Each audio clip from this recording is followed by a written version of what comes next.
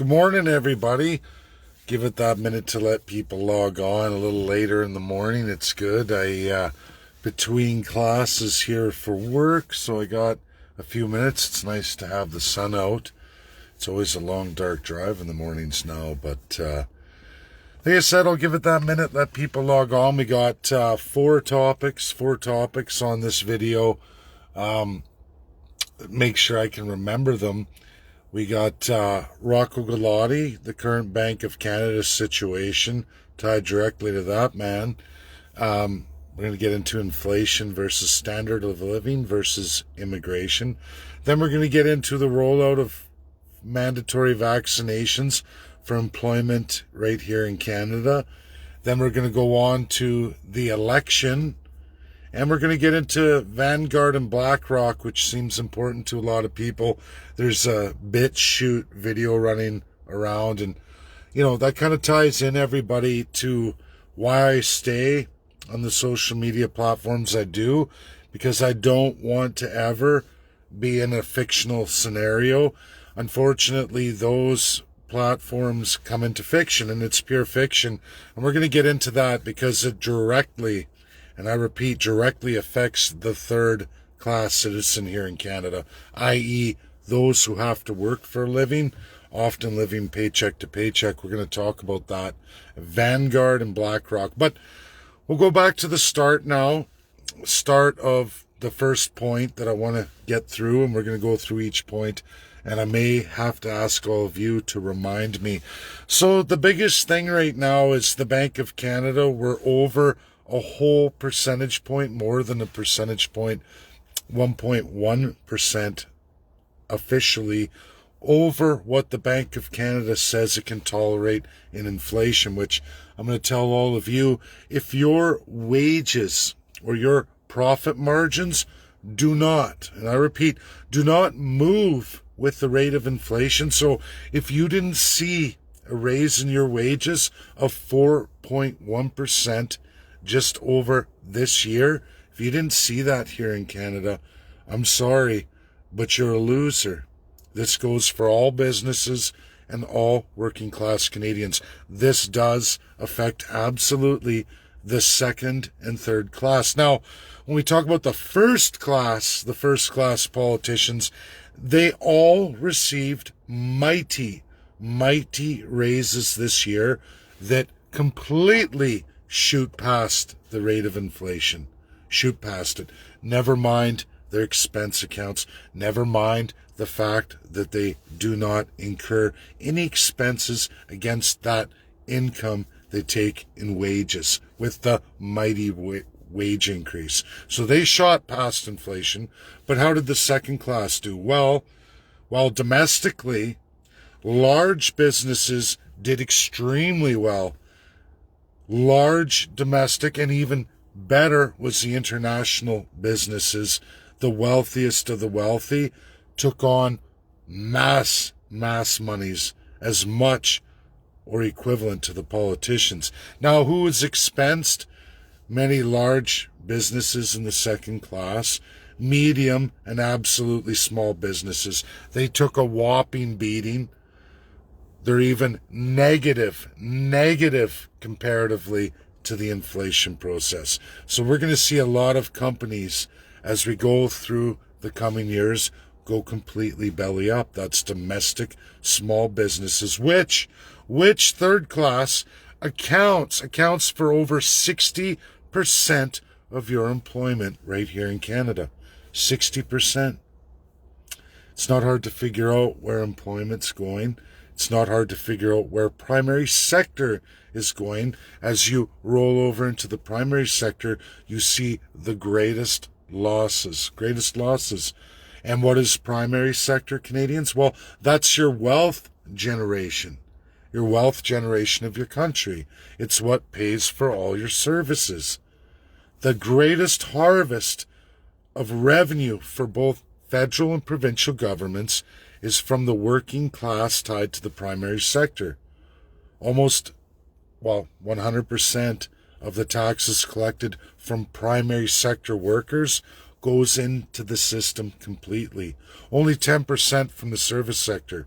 because you have to pay service sector. You have to pay. It doesn't generate money. It costs money. Now, don't get me wrong. We need it, but we can't pay for services if we dwindle our primary sector. And that's what's happening here in Canada. It's why we have gross borrowing to sustain the right now. And the problem is, everybody, those who are working, regardless of service sector or primary sector, your wages did not move with inflation, so you're devalued tremendously. The Bank of Canada has moved the interest rates so low, record low, there's very little to move. In fact, even if they go to a zero or a negative interest rate, it will not stop the bleed. The bleed on you, me, and the second class. Third and second class will bleed. All Canadians will bleed. That's a fact. Now, Rocco Galati, an Italian who immigrated to Canada, who had a bar there, completed here, comes from a former colonial with a much different system in the EU, and he understood the Crown. He challenged, under the Harper administration, everybody, he challenged the Supreme Court with the case that the government should be allowed to print money at will because the established rules of governance of the Bank of Canada, i.e., every second and third class Canadian's institution. That's yours.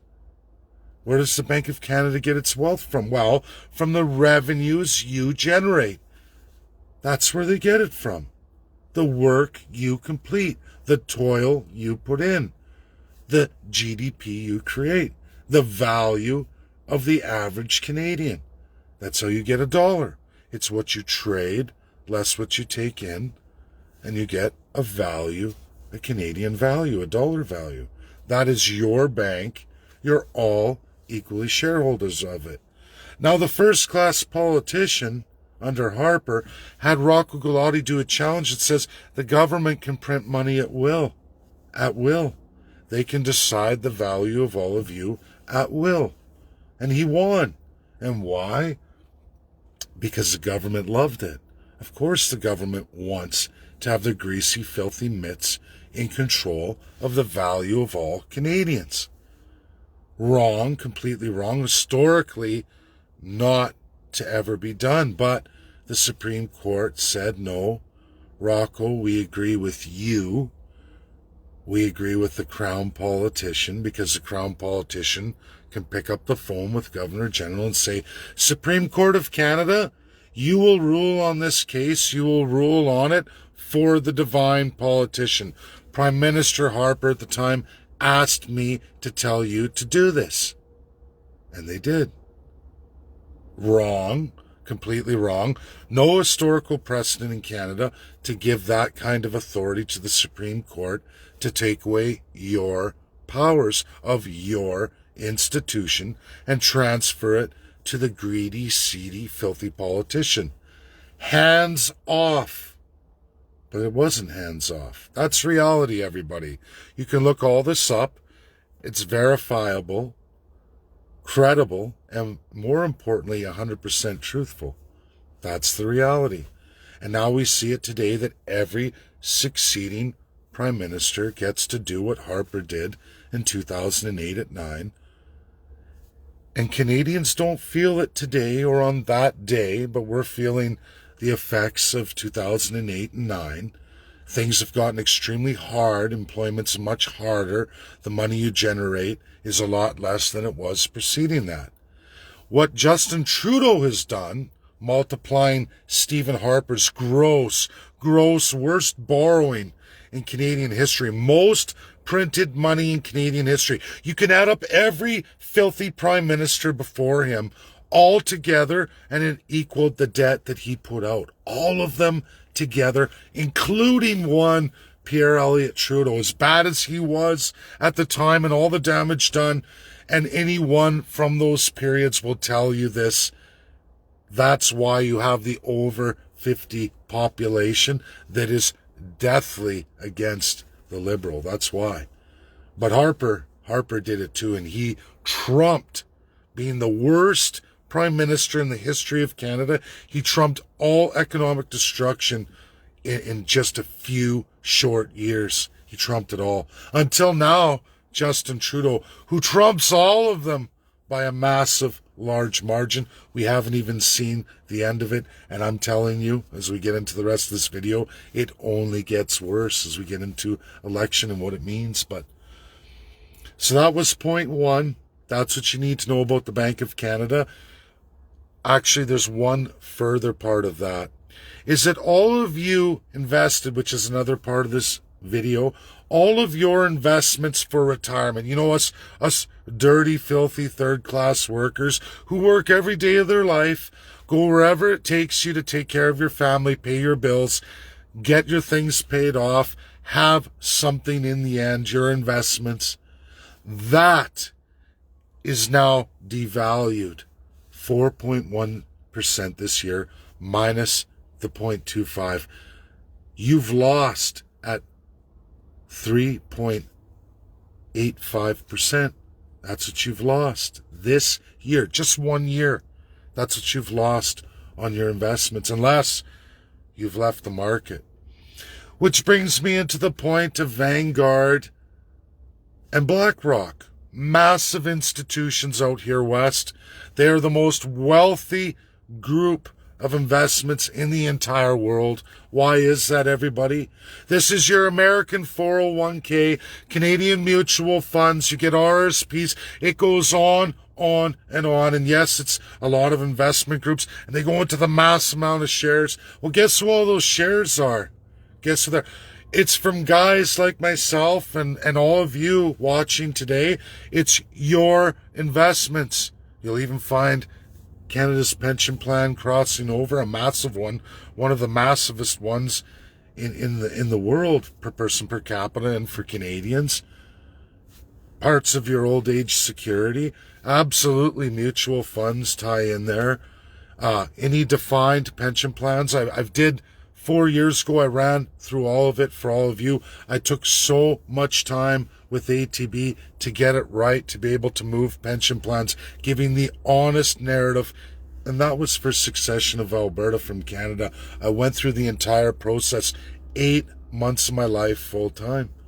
So nobody's going to tell me. And when I see people doing BitChute videos and people freaking out, I guarantee you, third class working, all Canadians, a vast majority of your retirement plans are tied to those groups, and you have real assets there. Yes, $7 and $6 trillion, these organizations. It's your lifetime of investments. Those are not bad groups at all. That's the sweat off your brow. But things like inflation right now, shooting past all what the Bank of Canada can take, that they have a line in the sand which the government crossed, because the government is filthy, corrupt, lying, deceitful, and don't give two shits about any of you or a lifetime of work. They will bleed it right out of you. They will bleed it right out of you. They will destroy your future. This is union, non-union alike. And that's how it works, everybody. That's the reality. That was a long bullet point there to go through, but it was important. It's important for people to understand that. When people start making videos on that, it's like a Chrystia Freeland. Let's put our hands in people's lifetime of work, what they socked away, doing as best as they could, all the sacrifices, and now people want to put their filthy hands in it. Keep your hands out of my money, out of my historical works. And it's not just me, it's all of you, the third class, and yes, a lot of the second class, a lot. If not 75, 85% of your portfolios run into those two companies with real tangible assets, safe and secure. America first, best thing to follow, even in these tumultuous times when everybody wants to destroy it. They want to take from you That would be Jagmeet Singh, and disperse that amongst the rest. Aaron O'Toole says trickle-down effect, bleed out those organizations, bleed those retirement plans, throw it all to that first-class, foreign wealthy billionaires who just want to run you all into socialism, globalism, and bleed you dry. That's what they want.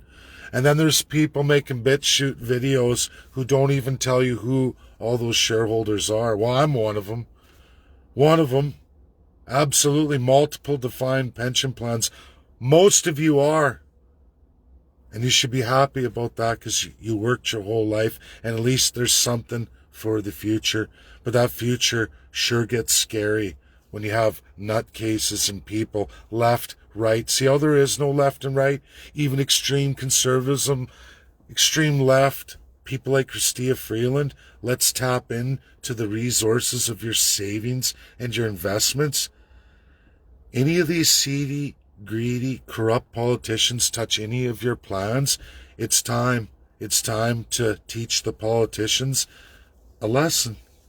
That's reality, and it's getting scary because we're falling fast here in Canada, much faster than America. America's taking dips, but at least even UK and USA, as I went through yesterday, are working towards rectifying that, and they are taking a beating from the media. I was just in a plenary yesterday arguing about all this. And when I'm sitting here, they think you're a stupid third-class citizen. We can convince the masses to give up everything they're ever going to have, or they've socked away for a future date. We're going to take all that too. And when that day comes, that's when it's time to throw it all aside, and then it's stand up to the politicians the way they don't like it. But I promise you, we're not there yet, but they're pushing for it. They're pushing for it. Don't trust O'Toole. Definitely don't trust Jagmeet Singh. And absolutely do not trust Justin Trudeau. These guys, all of them, are going to bleed us all dry. We have time, but we're running out of time. There is an easy way out of this, a straightforward path. It's not as complex as you all think. It's really simply giving the power to all of you and settling this nation. A tremendous multi-trillion-dollar realization to the whole world. Lands never touched, hardly touched. Well, foreign interests are in there like dirty shirts. But it's yours, everybody. It's yours. It belongs to you. So now we're going to get into the election. I can tell you right now. You go on my timeline. I've left it up there. I never change anything. I take the beating. I take the unpopularity because I don't care. I have a video out there with tens of thousands of views. I think it was, last time I checked, 80,000 views. The hate, 1,200 hate comments, and it was Donald Trump's. And I went through the election. I said he would win by this much, and he didn't. He lost. And when you work out the percentages, the polling companies were out 8%. I was within my plus or minus 2%. My minus 2%, Donald Trump lost. But at least I maintained it. I stuck with it. I was closer than all the polling companies. This is the same for Trudeau's last election. So you can go on my timeline. I say within plus or minus 2%. Well, what does that mean? It means on 338 seats at 2%, we're looking at every 100, 2 seats, so 6, but it's 338, 7 seats, plus or minus 7 seats. You clearly see that I say 167 to 171. So from 160 to a minor majority is my range. Already, the media companies with all their and their nanos polls and the 338 and all of it, besides Angus Reid, I'm the only one sticking with my margins and my margins of error. And now here in the last week, they're coming right back, right at my numbers. How can you go through week by week and change your stats? They don't factor in the weight of the riding because they're all different, everybody. They're all different. This is not even complex statistical math. Economists use it every day of their lives. I was trained in it. I graduated university in that major, economics. And when you go into statistics, it's not very hard. You take the population of any 338 against the rest, and you get a factor of how much each riding's worth. Never mind, there's also a citizen weight, depending on how many seats you're given in your region. That's a factor too. When you add all those together, nothing like the United States of America. They have a college electorate. They have a better democratic system. Canada, no, not all Canadians are alike. And depending on the region, you're not alike at all. And inside the region, when you break it down to EDAs, there's a factor there too. Just on the population, you get one seat. How many voters are in your riding? That tells you what your worth is as a voting Canadian compared to all the other EDAs. And they're not equal. It ranges from 17,000 all the way upwards of 120,000 citizens. So think, there are ridings of the 338. There are ridings that are worth 10 plus times more than another riding. 10 times, nearly 10 times. Never mind that province has a weight versus every other province. That's a factor too. It's insane. Nobody thinks this is important. The media doesn't want you to know that all Canadians are not equal, that we don't have an equal voting system here in Canada. Not even close. Not even close.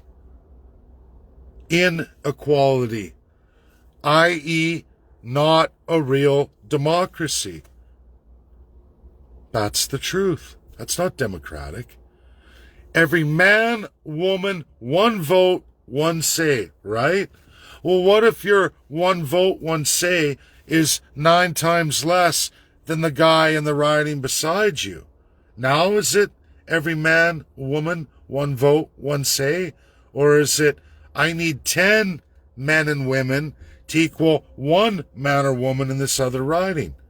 And then it depends on region too. There's another factor there too. On top of that, my region gets a reduced factor too. How far does this go? There are Canadians that are worth 17 times less than another Canadian in vote. Meaning, if you live in this region, in this particular riding, it's going to take 17 times as many of you to equal this other one over here. Does that sound like democracy? And they wonder why First Peoples don't vote. Now, I know there's a fourth topic, and I'm just about out of time. I got 8 minutes. And what did I do? COVID-19 mandated vaccinations for employment. Again, Canadians, I know John Carpe is the only one in the Justice Center of Constitutional Freedoms.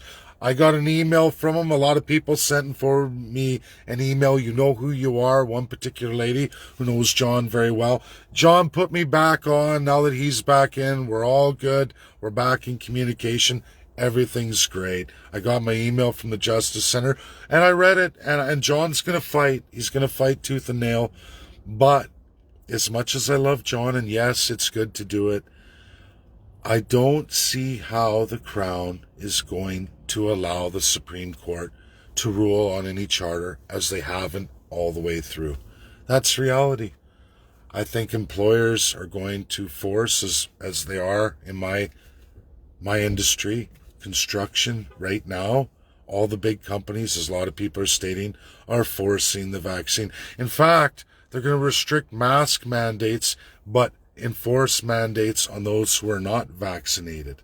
If you don't prove you're vaccinated, you'll have to go to work wearing a mask, so you're segregated at work from everybody else.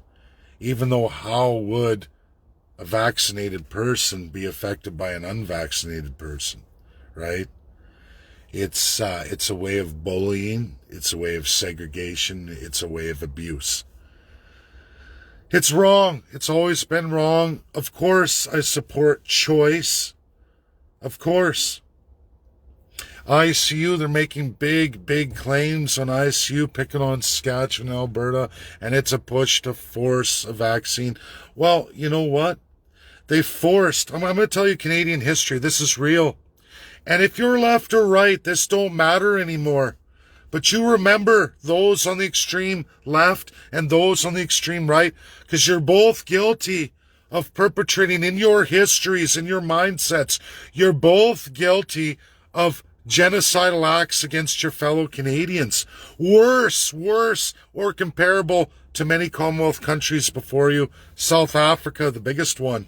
Segregation and genocidal moves, which the world got involved in. We're going to see how much of a hammer blow I could land on Canada over the coming week, because tomorrow it's Treaty Indians, Treaty 4, and all the chiefs, 39 of them. They're going to get my presentation, as are all of you. We're going to finish that video tonight and send that off. The UNSC is going to get it, and another group, and it's going to blow you all away. And they are the president of the UNSC this month. I plan everything well. It's all been organized for many years. The chess game's afoot. People, keep your trust in me. You're going to see things happen. Now, does it happen overnight? No. But every single blow and everything we land against the government of Canada, all parties, so you can all cut that out. There is no left and right. I've said that many times. And you're going to find out. And that's why I want to get into this. In our history, it started and it still goes with all the Canadian Indians. An unspoken war, America's Indian War, ended in 1924. Canada's unceded war continued on. It's going on right now in British Columbia. It's going on right now for Six Nation in Ontario, as it always has been, was Quebec. All the unceded lands notorious for this. The Treaty Indian, genocide, residential schools, plus removing your land, auctioning your land, because we have no civil rights. We never have in Canada, not since 1867, and absolutely before that there were none. But we've never had those in Canada. Human rights are controlled by Canada. No one's ever been to the real ICJ, I'm sorry. None of you have been. All your cases orchestrated by Canada, overseen by the Crown of Canada, i.e. your politicians. You go after the government, you never really truly win. And we know they fight back, they hold it back. You couldn't do this in the ICJ. You absolutely have no say or control in the ICC, International Criminal Court, which took over in 1993 because UNSC sees these filthy, corrupt colonial crown of the Commonwealth countries who are the worst of the worst. This includes Africa, South America, even into Europe and all these island states, and absolutely Canada, Australia, and New Zealand. But they've never been addressed. They're going to be addressed. I got 3 minutes left, everybody. Left and right, the quick genocide of it. It started Treaty Indians, unceded Indians, and all of it. Been going since inception to now. Completed absolutely by the first-class colonial politician in the name of all the citizens. Then it was mental handicaps, gross atrocities for many decades. Then it was homosexuals. Now it's religious. And it's health choice. All of these groups, left, right, spectrums, extreme right, extreme left spectrums, you could say. So how is it that the government's able to go back and forth, just like Nazi Germany? Is it extreme leftism? Is it extreme rightism? What's going on? Is it Nazism? Is it extreme socialism? The answer is it's neither. It's Crown.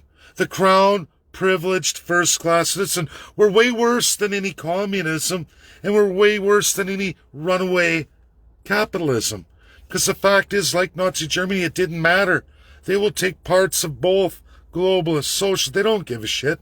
They're the first class. You, the third class, are absolutely slave serfs. And the few of you, the second class, that can pay off enough or get into that first class may do well, mostly foreign. So that doesn't apply. That's how it works. There is no left and right. Not in crown colonial autocracies. Monarchies are the worst. Historically the worst, with the worst human rights records ever seen in this world today.